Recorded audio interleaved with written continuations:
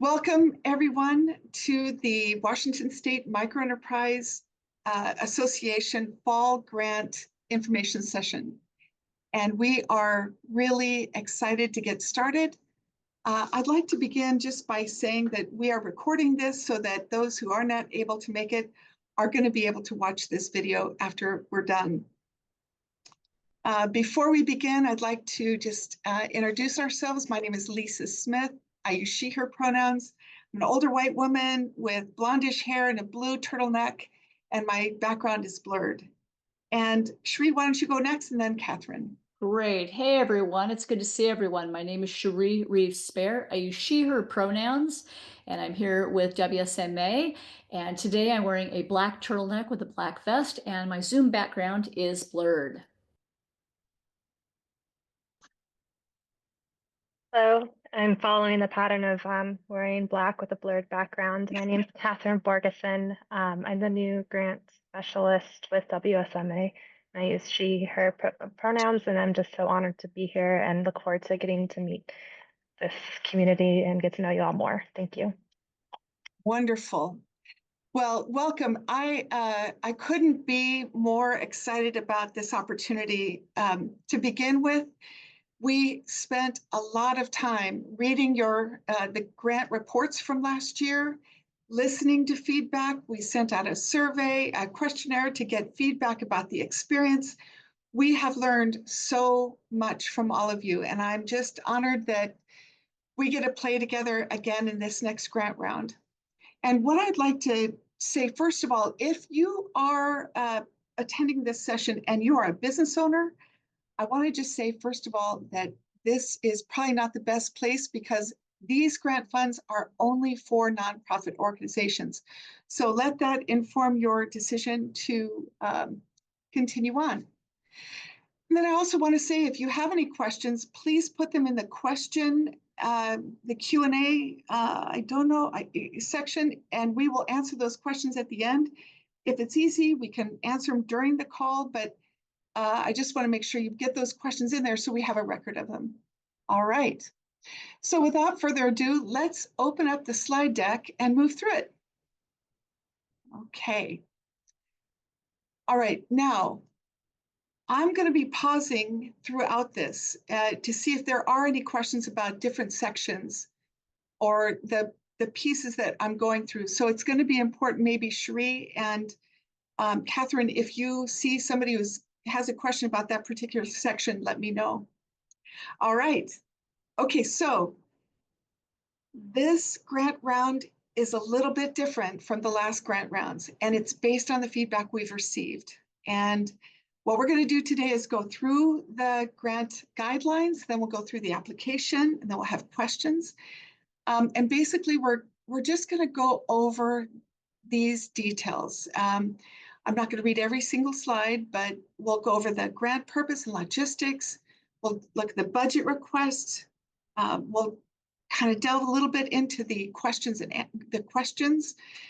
We'll spend a little bit of time on the economic outcomes and the criteria for review, and then what our expectations are for those who are awarded a grant at the end. Okay, and then we'll have questions. All right, let's go. Okay. So, first of all, I want you to know that you already know this, but WSMA is kind of an unusual organization. We're not just a granting agency for everything. We are really, really focused on serving nonprofits so that the support businesses receive on the ground is solid. And that's the purpose. Our purpose is to build capacity in organizations like yours to be able to better serve microenterprises on the ground. And we do this by supporting ESOs, or entrepreneur support organizations.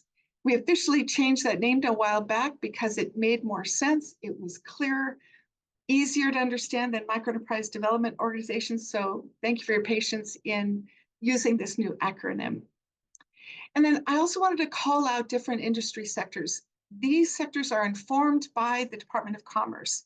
And what we know is that when microenterprises are strong and they're growing in individual industry sectors, their capacity to grow in those sectors is stronger when we have partners at the state level and partners within our network. So that's the purpose of having these priority sectors outlined. Next slide.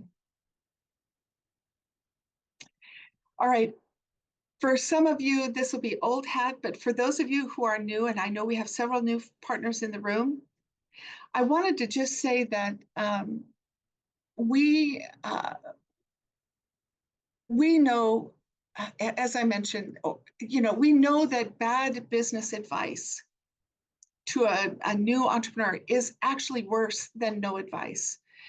So we want to build your capacity to give that best technical assistance.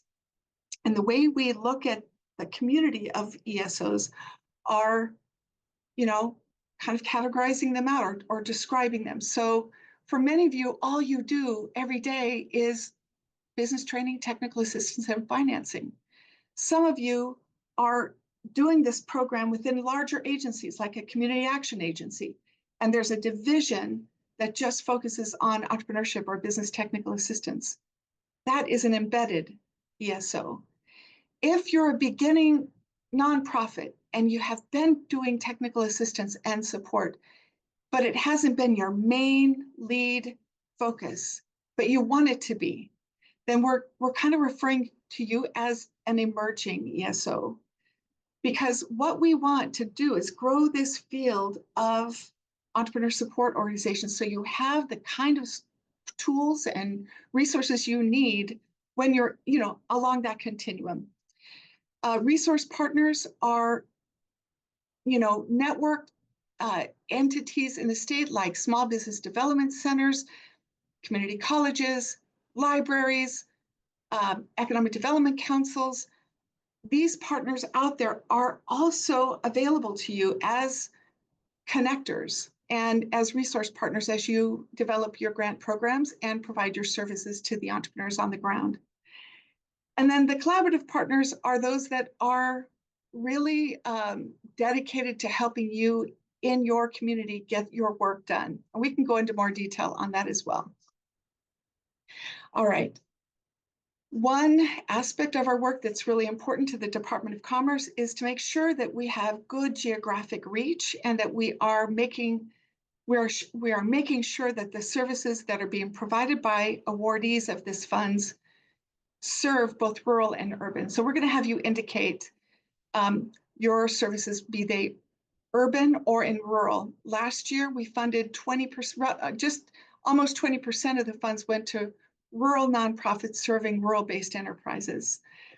And then the last part is statewide. We don't have very many statewide partners, but if you are applying as a statewide partner, we want to see, or the reviewers will want to make sure that you have demonstrated history and experience serving entrepreneurs all over the state, and not just on one project, but a history or capacity overall.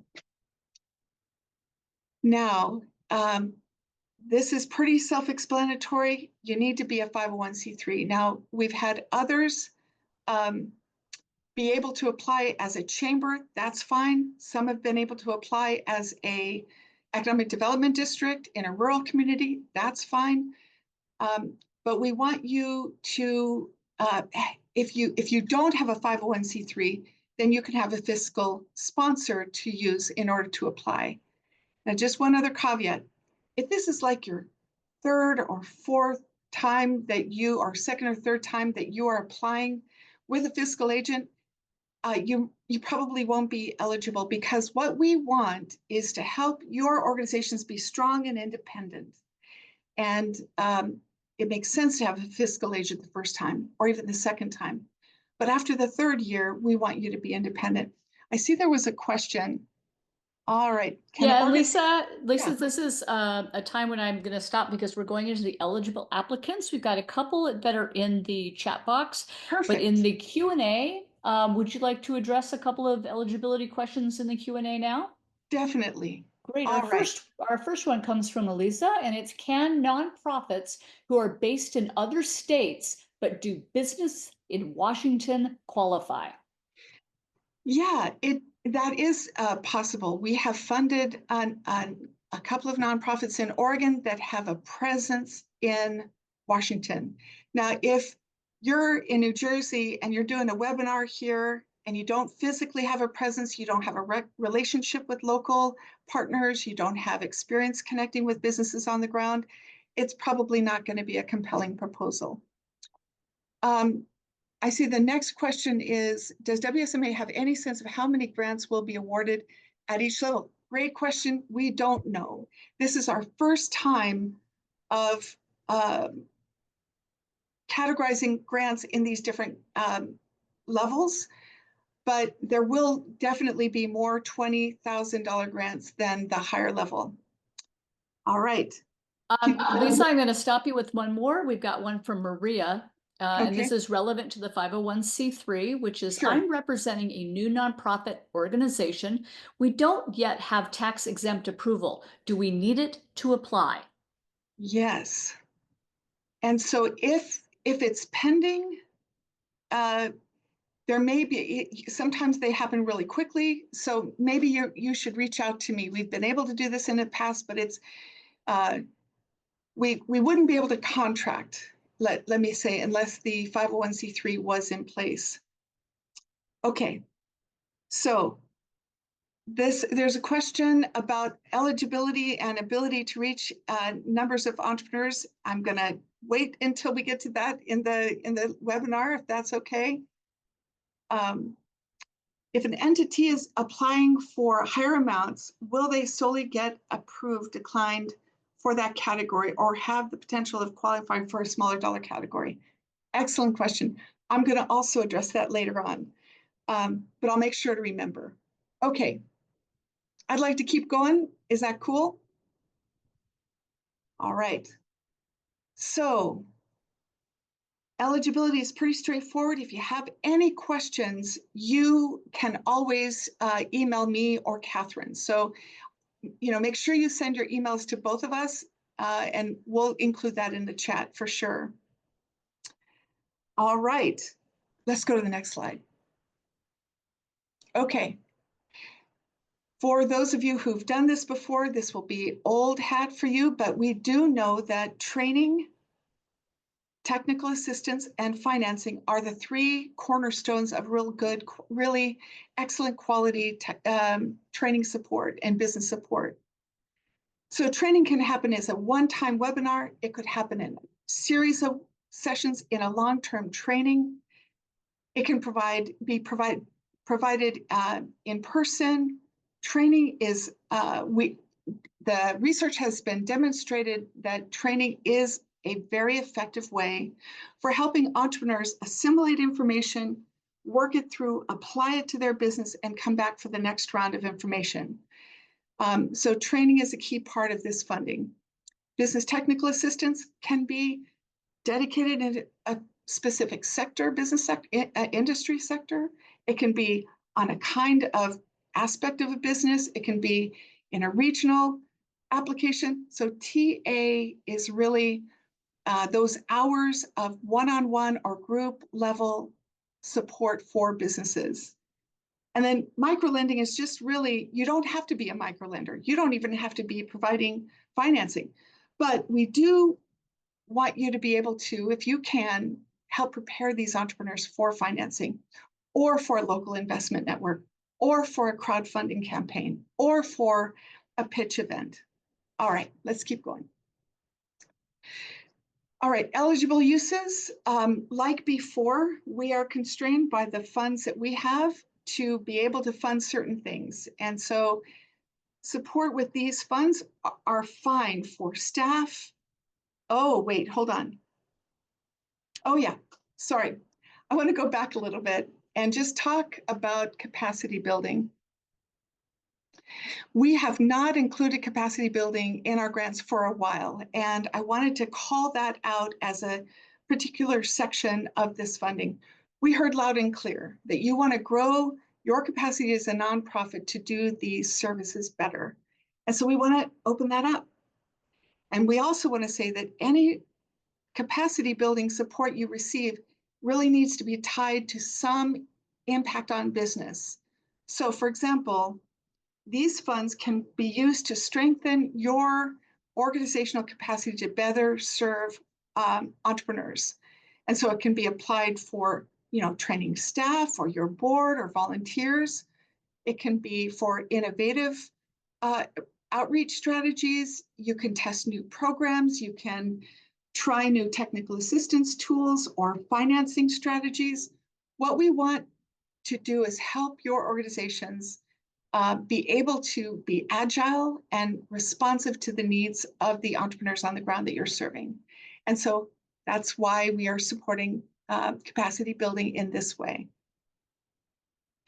Okay, another aspect of these funds, just to remind those of you, is you can use it for staff costs, for rent, consultants that you may want to hire to do cash flow projections training, or with tax, or whatever topic. So consultants are allowable.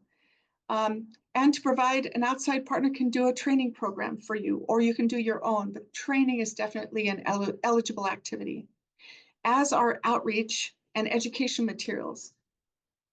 Definitely want to say that translation and interpretive services are eligible uses of these funds.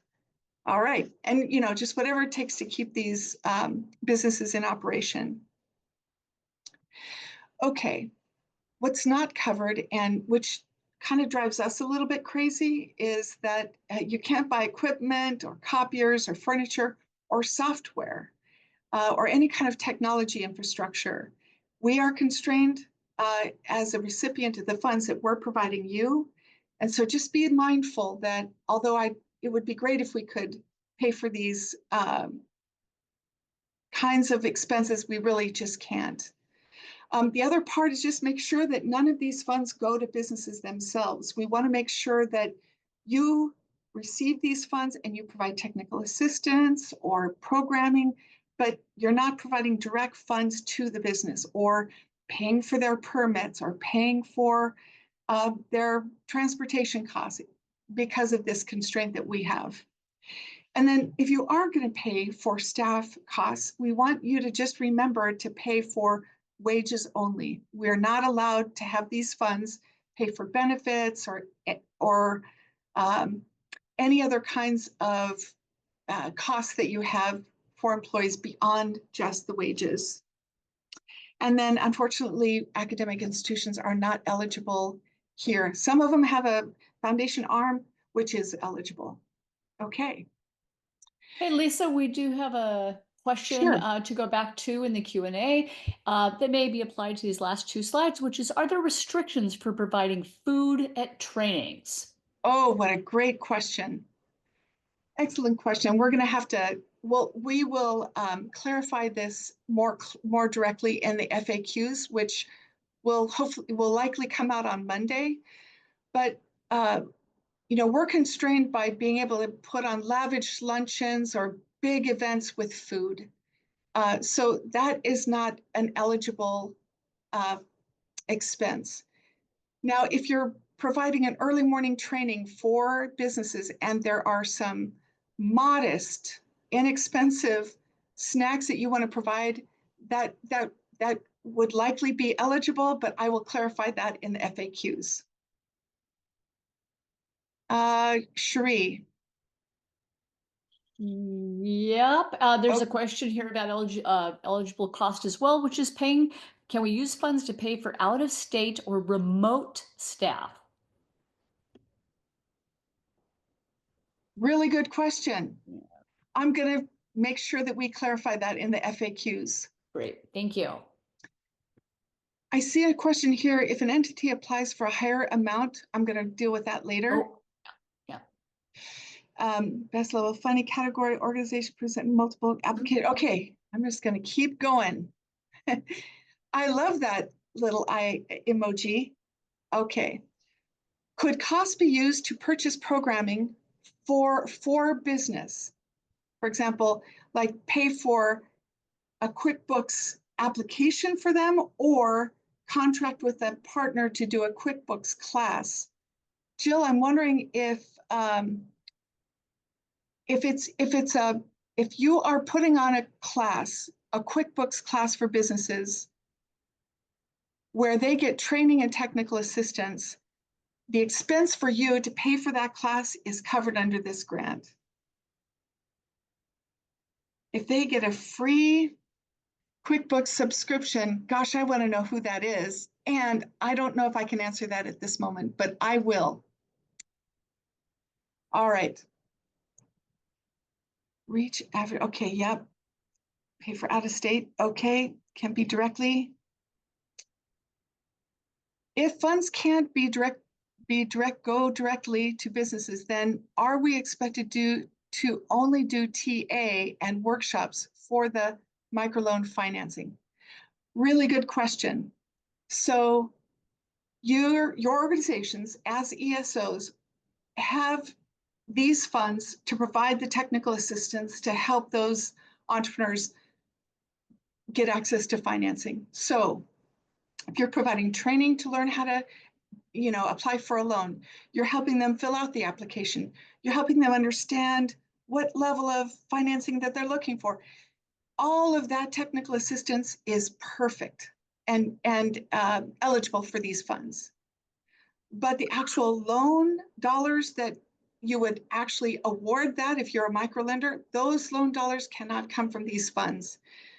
A lot of the microlenders in our network have different loan funds that they use to then finance these businesses, but that's not what these funds can be paid for.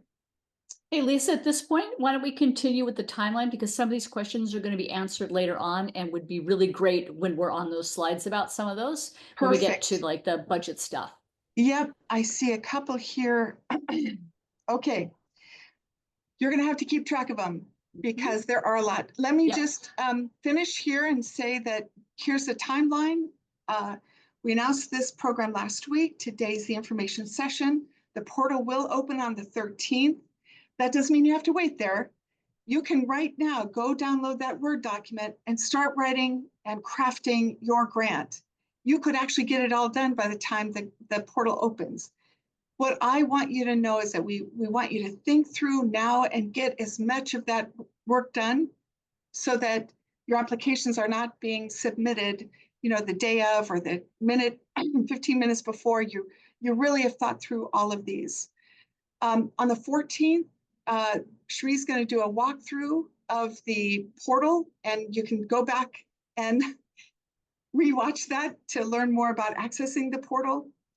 On November 22nd, you will submit these applications, and hopefully not at the last minute, but you will submit it on, let's say, that Tuesday. And then if you have questions, we can work out with you.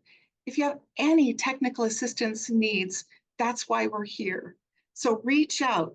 We've spent a lot of energy and time to make sure that the applications got under the noses of the reviewers, and that's what we want. We want as many of you to be funded as we possibly can. I also want to clarify that I'll do it later. Let me just finish this. Okay, so they're due on November 22nd. We will let you know if you are awarded by December 20th, and then you'll get the work done, and the final report and everything will be due on June 16th. Oh my, there's so many really good questions. Okay. I think we should just go through like the process, and let's just get through this part first, and then we'll. Yep, that's exactly what I'm doing. Awesome. Thank you. These are great questions. So proposals will be due on the 22nd. We will provide support on eligibility, your program, any kind of support you need, we are here. And then, just make sure it gets sent electronically. In the event that you can't, you could send it by mail, but that would be rare. Okay. I would love it if everybody. You were to take over here. Yeah, you bet. So, as you've probably looked at now, you can find all of the grant materials on the WSMA website. And one of the great things about the website is this is translatable in 30 plus languages and other formats by using User Way. There's a small brown button in the upper right. You can get everything there. And one of the things you can also access is our grant portal, which looks like this. And as Lisa pointed out, the grant portal will be up and available, ready for applications on or before the 13th. But in the meantime, you can join Catherine and I. We'll be providing a grant walkthrough, which is great for new folks, but also a great refresher. And we'll be doing that next week on Thursday at 9 a.m. And I'll be popping the registration link into the chat box. We'd love to have you join us. Thank you, Cherie. So now with the application, this is an opportunity to shine, to share your expertise, share your wisdom and your plan. And we want to make sure that your plan makes sense to us. So, here are the different categories. You're going to have attachments, you'll have a budget, a P&L, and all of your documentation. You can go to the next slide. And we want to make sure that you know that all of these funds need to be spent by the 16th.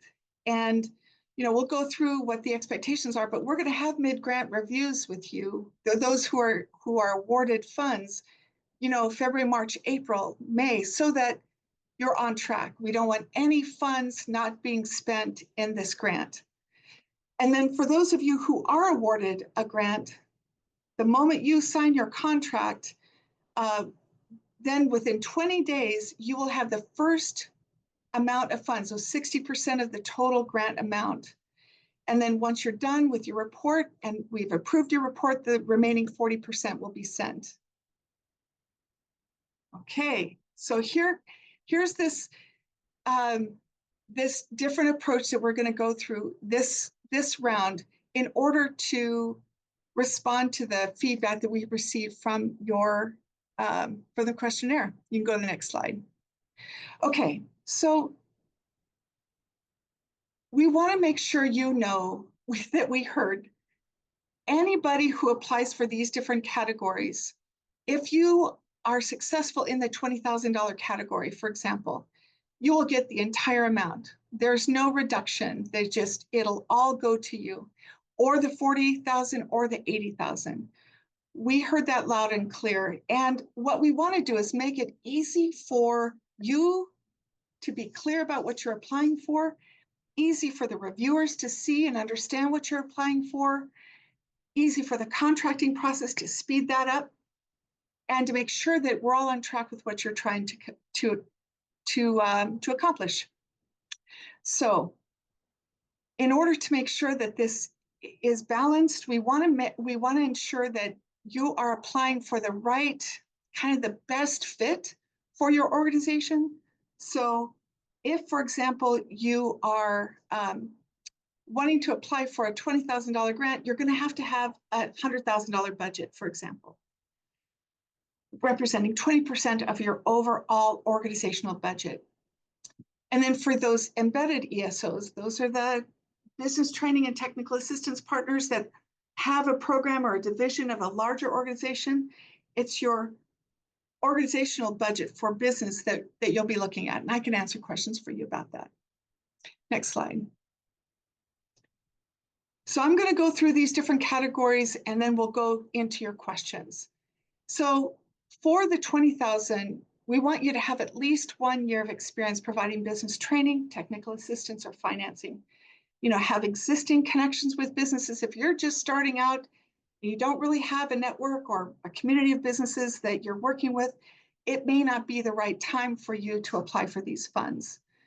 We want to make sure anybody applying for this first category has the capacity to track and document what you're doing so you can learn.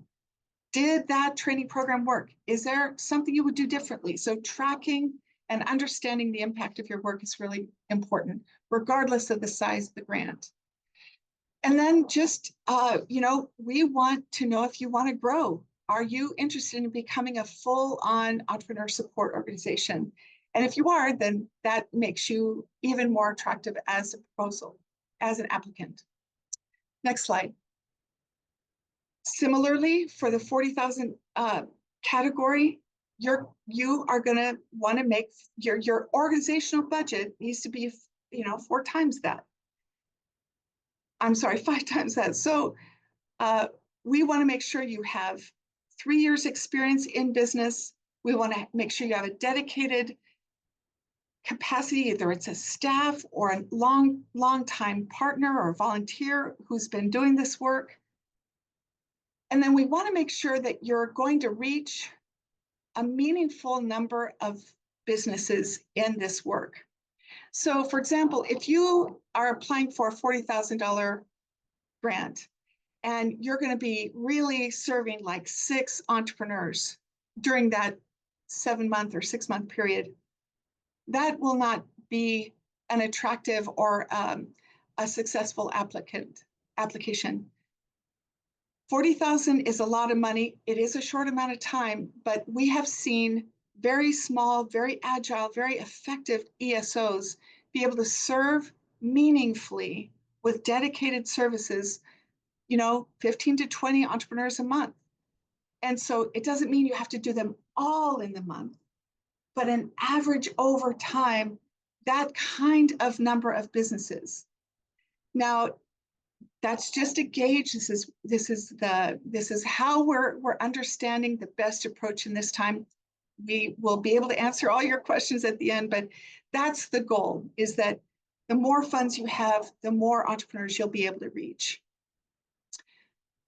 Yep, and we want to make sure you have existing relationships with marginalized communities, and that you have internal reporting and relationships with other business partners in your network or in your region. Now, the 80,000 is, we're going to be expecting more. And what that means to us is that you have been around. You do have the infrastructure to do this business training, technical assistance, or financing. You've been around for at least 5 years. And you have an innovative, or you want to test an innovative approach to providing these services. Or maybe you're in a particular industry sector, or you have specialized training or skills, or you're wanting to reach a new geographic area. Those are all really important to us. Are you serving a particular priority industry sector? If you are, then that's a really important part of this particular level of funding. Also, we have found, because of you folks, we have seen innovation by you where you're not doing it all. You actually are providing a lot of these services, and you're bringing another partner in to do this, and then another partner in here, and you have this multi-partner collaboration. That's what we want to see and learn from. We want to be able to encourage more of that collaborative work. Now, it doesn't mean it has to be, but it is. It's going to make your proposal very attractive. Yeah, of course, you need connections with historically marginalized communities, and the expectation is if you have more funds, you're going to be able to reach more entrepreneurs with these services that you're providing. And then, with larger organizations that have been around, we're hoping that there may be a model that you have that could be shared in the future. And that's vague because we're vague, and we're just going and learning in this process. So I'm going to pause here and just see what questions are on this particular section of the grant guidelines. Okay, so I see chat questions, and I see, okay. Let's go to the ones that are in the Q&A first. Look at the very top one. It says, can you please say more about the ability to reach an average of X entrepreneurs per month element of the ESOs? It's an anonymous question. Yeah, I see it. Yeah. And so I mentioned earlier that it doesn't have to be exactly 15 every month. Our intent for including that in the guidelines is an average. So there's an ESO that does a huge event, and they reach a lot of entrepreneurs, but that's just one part of their training. So they can reach the volume of entrepreneurs, but then they do technical assistance in addition. So if you don't have the capacity to reach those kinds of numbers, like an average of 15 to 20 entrepreneurs a month, then we encourage you to wait. But if you do, then apply.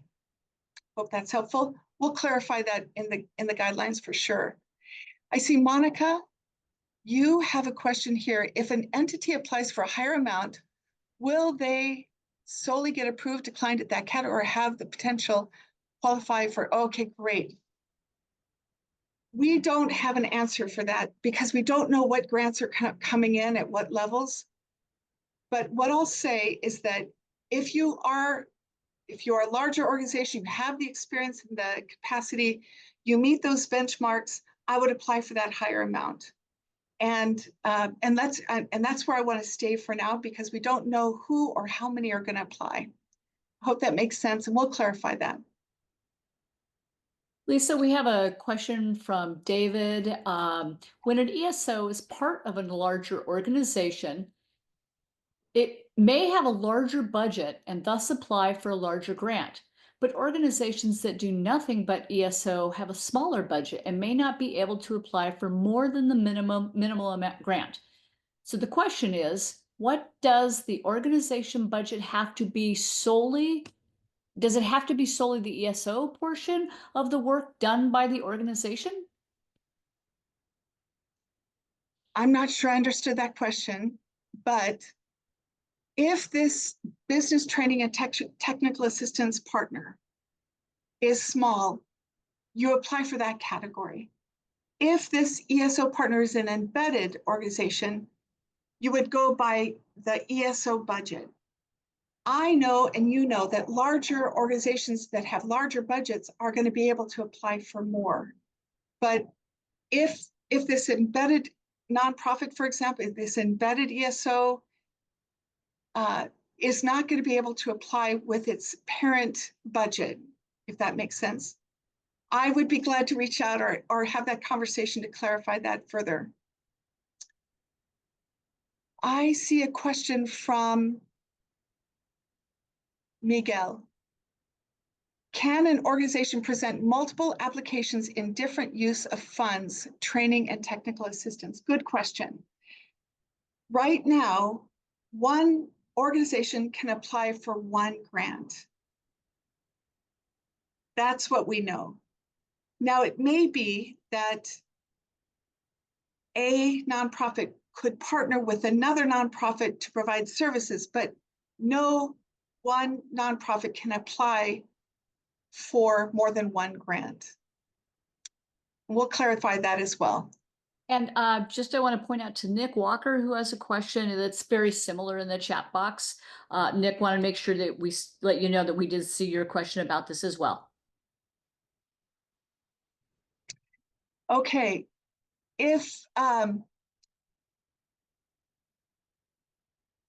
great question here. I see a question follow-up. This is a follow-up to the question about the numbers of people, a number of businesses being served.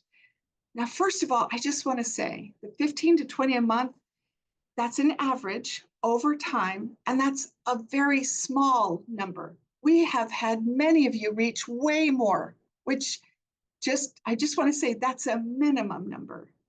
And what I want to say is that even if you're applying for capacity building, we want you to be able to test that capacity building support on businesses. So again, like if you're applying for 40,000 and it's capacity building, but you're only going to reach 10 businesses, that's not going to be as compelling. So it's a guide to help you have both relevant, meaningful application content and relevant and effective reach for the program services that you're providing. All right. I want to just say, there's a question here, just to be clear, that wages only, does that include or exclude employee payroll taxes associated with those wages? That means wages only, not the FICA, not the withholding, not the benefits, just the wages. Goodness, these are really good questions. What is the impact of receiving funds before on whether an organization will receive funds again? It is a blank slate. So if you've received funds before, you're as eligible as a brand new organization. We have a reputation of funding brand new organizations that then take off and go meet with the governor and go on like the reviewers. I'm not a reviewer. The reviewers are very impartial, and so let that not be one of your concerns. Another question on page 7 of the grant guidelines, it says an organization can apply for only one category. Does this refer to the budget category or the training, technical assistance, and microlending? Now, FISO, that is a great question. What this means is one category of funding. So either a $40,000 grant or a $20,000 grant or an $80,000, just one of those. But you can do training, technical assistance, and financing in that category. You can do all three, you can do just one, you can do, but it's often really compelling to have all three of those services in one grant. Traditionally, that's majority of the ESOs provide all three of those kinds of services. All right, another question here. John McNamara says, does the wage restriction mean that we cannot charge our billing rate for technical support, only the wages for the actual time, and then not including any other overhead costs? Good question. I'm going to clarify that in the in the FAQs, because it's going to be clearer there. But to be really clear, your services that you're providing are costs to you, whether it's staff or consultant or rent or whatever. Whatever your costs are is what you're going to charge the grant, and you're going to charge the wages only. So I'm going to leave it at that, and you can reach out to me if you have additional questions. There's another question here. So if there's an outreach event and, i.e. art of networking, can catering be covered or only the venue costs? Great question. This funding is not for food. So if you have to rent a hall to provide this programming, it's not going to be wise to to ask for funds to pay for 150 people to have a 3-course meal. Paying for the venue, definitely eligible. But this is where you and your partners come in, and you have a funder or a sponsor come and pay for the food, where you combine all of those revenue streams to make this event possible. That's our preference. And I hope that made sense to you. Is it possible to combine this grant with funding from other sources? You bet. So in the olden days, we required a match. But if you can provide these services and cover the cost from another partner, that is fine. I'm thinking that's fine. I just want to make sure we'll clarify that if it isn't, but that would be great. All right. Another question is, can the grant subsidize TA while the client covers the rest of the cost? The rest of what cost? So I'm not sure what that means, but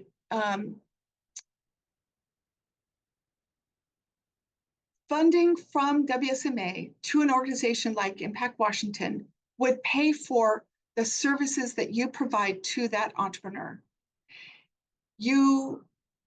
That's the purpose of this, is to make it possible for you to pay for those services, because you're getting grant funds from us. If I'm missing something, you can reach out. Are the average services also require breakdown by demographics? Are the averages services also require breakdown by demographic? I don't think. Oh yeah, you mean so like I'm wondering if this is, if you're working in a community and some are rural, some are urban. Good question. And that is something we will clarify. But the idea is, if you're reaching rural and urban, great. If it's predominantly urban, indicate that on the grant. If it's predominantly rural, indicate that on the grant. All right, so been a part of this group we connected with I think I'm gonna be able to reach out to a couple of these just one-on-one because it's too much to go through. We only have 15 more minutes. But I thank you kindly. Okay, so if we are currently reaching 10 to 15 entrepreneurs monthly and have more than 60 on our roster, but have only been providing business training since January, I think that's what we're going to have to work with you on. If you are providing these services and you have been doing this since January, I think you should apply. But again, if you have specific questions for me, just please feel free to reach out. Are the questions for reporting publicly available yet? I don't know what that means. Are the questions Hey, for Lisa, can I reporting? answer that when I was just Yeah, typing the please. answer to that Oh, one? great. Hey, Monica, thanks for the question. We have a sample of 4 of the questions that are currently in the report, in the application and the guidelines. Once we have those finalized, we will be sharing those with organizations that have been awarded funding, but there are 4 samples in the guidelines. Okay, and we're going to get to that. So really quick question, is there a match required to this grant? No, no match requirement. We got rid of it because it wasn't fair and it wasn't right, so we got rid of it. Another question, could funding be used for marketing outreach materials, letting entrepreneurs know about our services? Absolutely. And they're eligible for translation as well. Do reviewers consider performance of the organization on the past? I think they do, but not we don't always have the same reviewers on all the grants. Okay, so I'm going to keep going because I want to make sure we complete this in time. All right, there is a funding request form you will download. You'll need to have a written budget justification. Now, I know and you're going to do the best you can to articulate what you're going to do. And we want you to be as accurate as you can. We have developed an Excel spreadsheet to make it easier for you to do that budget work. Last year it was hard, but we've made it easier. And we're giving you a sample to use to refer to. All right, just make sure that the budget expenses are kind of proportionate to what you're providing.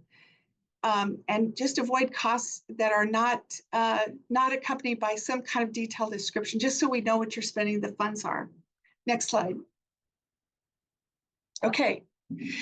Now, folks, I want you to know that we are hoping that this makes sense to you. Go to next slide.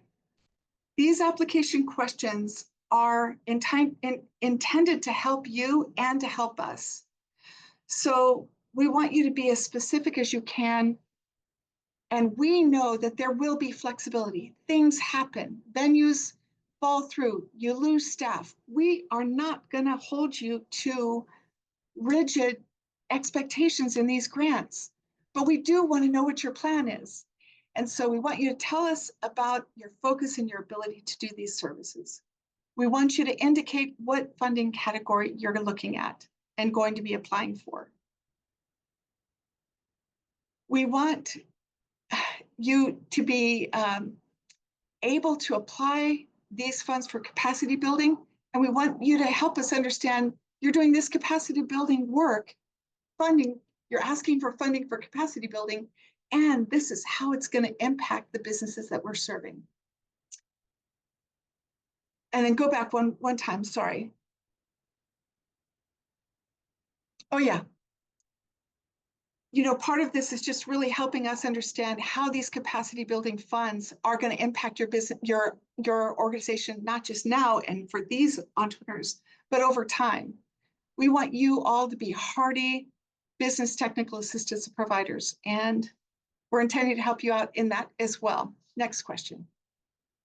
Okay, select which areas. You don't have to do all 3, but if you do all 3, you would indicate which ones of these services you're going to dedicate your programming to. Are you rural? Are you urban? Or are you statewide? Okay, and again, I went through the designation. What kind of organization you are and where you are on that continuum. Again, we talked a little bit about the industry sectors. It's really important. And then this is, what counties are you serving? If you're in Yakima and you're doing 2 counties or 3 county reach, just write in all 3 of those counties. Next question. Yeah, we want to understand who you're reaching and how you're reaching these communities. And if you're a person of color as the lead applicant, then we want to be able to support BIPOC-led nonprofits.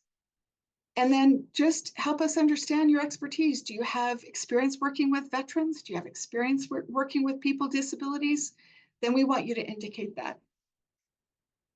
So one thing that's going to be hard at first, but you're going to be so glad you did, is to have this 100-word summary. This enables the reviewers to understand clearly what you're intending to do. So here's an example. All of these are in the grant guidelines, but it just says, hey, we're going to provide these tools, these services in this location. We specialize in this. It just walks you through the relevant, meaningful pieces of your application in a very short way. Go to the next one. And here's another example.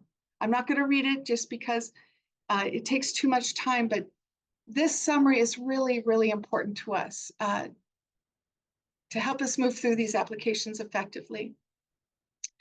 Number 14 is your scope of work. Now, for those of you who've been through our processes before, this is just a very short and sweet way of describing your work. And it applies not only to what you're going to do, but it relates also to your narrative and to the outcomes. And so this is your plan. This is helping us understand how things are going to unfold. Your narrative helps us, your narrative will describe how you will do your work. Your scope of work is what you will do. Let's go to the next slide. So if, for example, you're clear about what you're doing, you know how you're going to measure what you're doing, it's achievable in the time period, it's relevant and meaningful to the businesses that you serve, and it's time bound, then that's a SMART goal. And that's kind of the guideline we want you to use in these, in the scope of work. So here in the next one is an example. Now, it doesn't have to look exactly like this, but what it does is it just gives us a sense of what your plan is. Now, not every plan, not every one of your proposals will fit exactly into these categories, but we want you to have enough detail in there that a 5th grader could understand what you're doing. And that's kind of my level when we're going through these. So, based on your experience, your plan is to reach this many entrepreneurs with these kinds of services in this time period. And we're going to do it in this way. 12 sessions, whatever. And then here are some examples of what we're going to do. It's very short. Then we'll just take this and put it right into your contract if you're awarded. It will simplify the process. We're open to any feedback you might have. Okay, go to the next slide. All right, so the scope of work is short and sweet. It's clear. It's got numbers. The narrative walks us through your thinking about how you're going to do your work, why your approach with these entrepreneurs is relevant, why you're taking your time this way is important, why the capacity building investment you're making is going to be meaningful.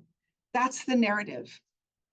And then if you measure your work beyond just the jobs created, we want to know how you measure. That's meaningful to us because those metrics, although they're important, they're required by our funder for our work. We know that impact on these entrepreneurs is so broad and so valuable, and we learn from you every single time. And then just how you're going to track your progress. Okay, so next slide. Outcomes.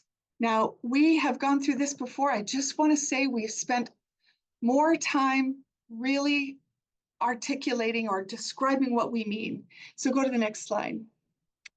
So I'm not going to go through a lot of detail here, but we went through and described what a job created means and what a job saved means. So, and that you can count a business started and a job created with the same person, because the state believes if a person who's been in business but hasn't really formalized, they go through your business planning program, they figure out, yes, I want to be an entrepreneur, they get a business plan, they get a UBI number from the state, they start their company and they start doing sales.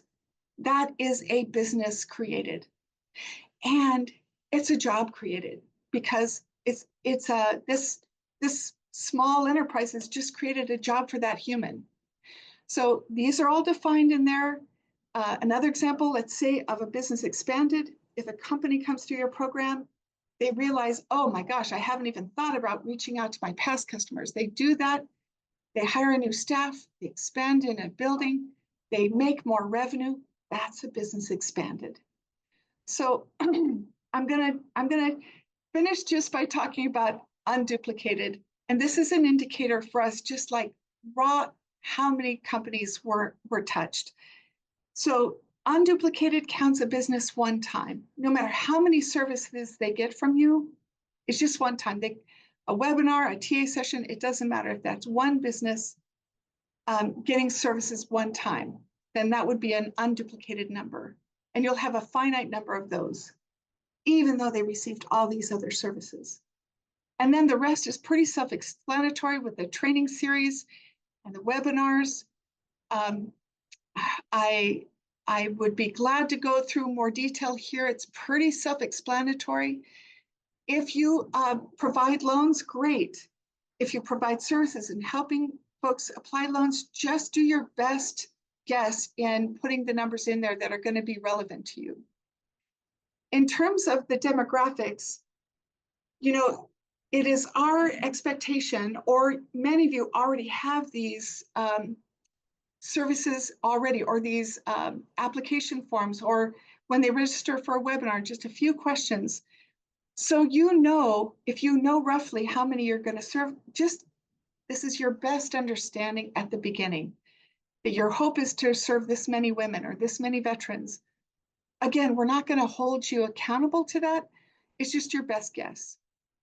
And then, of course, you're going to want to upload your budget, your profit and loss, your budget for the next year, your profit and loss for last year, and it could be your calendar year, or it could be the last 12 months, you know, from, you know, November 1st to October 31st. You can use either period for your profit and loss to show your revenue. You have to have your 501c3 or your fiscal partner.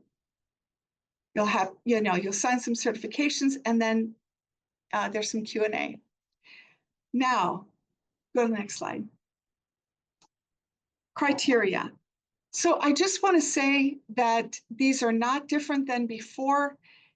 We just want you to make sure that you're reaching the entrepreneurs that are relevant to you, that need the support, and that you can show meaningful progress.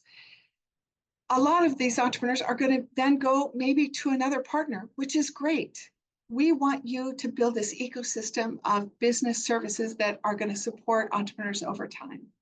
And this grant is going to help you go and reach that goal. All right. These are very clear and self-explanatory. Let's go to the next slide. Okay, the review process. We will announce these grants again on December 20th. Next slide.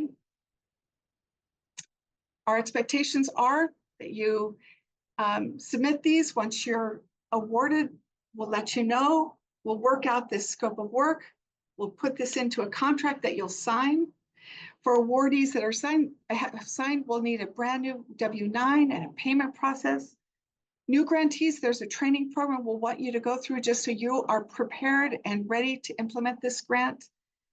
And there will be a mid-grant review in February, March, April, so we can stay on top of what you're doing, and you can inform us of anything that you're learning. And we'll want you to be a Evergreen BizLink partner as a part of the receiving the grants. The rest is explanatory. Let's go to the next slide. Reporting requirements. There is a template that we will let you know. I think the template will be very clear. It will include these questions. There's a few more tweaks we want to put into it, but that's what we know. Next slide.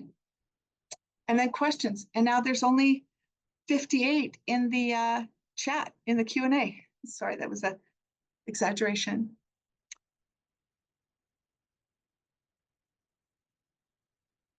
If clients are part of an ongoing training, do we count attendees once for each session attended or once for the overall training? Great question. If they are part of a training and they are receiving these services over time, that's counting that one entrepreneur, that's one unduplicated number. But you count the number of training sessions and the hours just to help us gauge the kind of the caliber of the work that that entrepreneur is experiencing or receiving. I want to end this call here. We will respond to your questions with the FAQ. Our hope is to have the webinar out very soon, and then the FAQs out on Monday. If there are not any questions, I want to say, if there are not any new questions, I want to say thank you. Thank you for your patience with us, with our patience with our changing this around to meet your requests, and we adore you. We wish you the very best, and we thank you humbly for your time this afternoon.